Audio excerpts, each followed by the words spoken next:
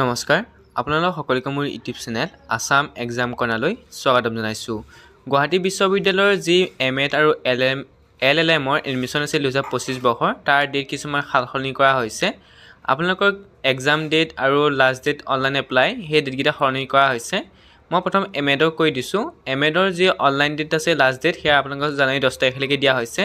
Admit card 21 তাৰিখে release কৰা হ'ব আৰু আপোনালোকৰ এক্সামটো যোৱা 19 তাৰিখে হ'ব বুলি কৈছিলে, মানে জানুৱাৰী 19 তাৰিখে হ'ব বুলি কৈছিলে, কিন্তু তাৰ পৰিৱৰ্তে জানুৱাৰী 25 তাৰিখ কৰা হৈছে। জানুৱাৰী 25 তাৰিখে আপোনালোকৰ ৰাতিপুৱা এক্সামটো অনুষ্ঠিত হ'ব। যিহেতু 19 তাৰিখে আপোনালোকৰ টেটৰ এক্সাম আছে, সেইকাৰণে আপোনালোকৰ 25 তাৰিখে দিয়া হ'ল।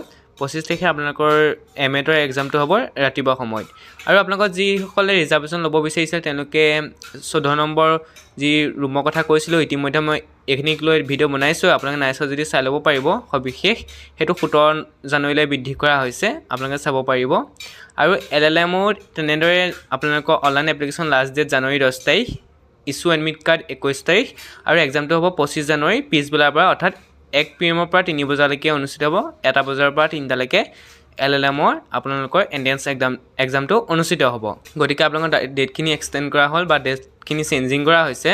আৰু আপোনালোকৰ যি ৰিজাৰ্ভেশ্যন কেটেগৰী ল'ব বিচাৰিছে যিসকলে, তেওঁলোকৰ একেই নিয়ম। ইয়াতো জানুৱাৰী 17 তাৰিখলৈকে লাষ্ট ডেট দিয়া হৈছে। ৰুম নম্বৰ 14ত গৈ পেলাই আপোনালোকে ফৰ্মখিনি জমা দিব পাৰিব।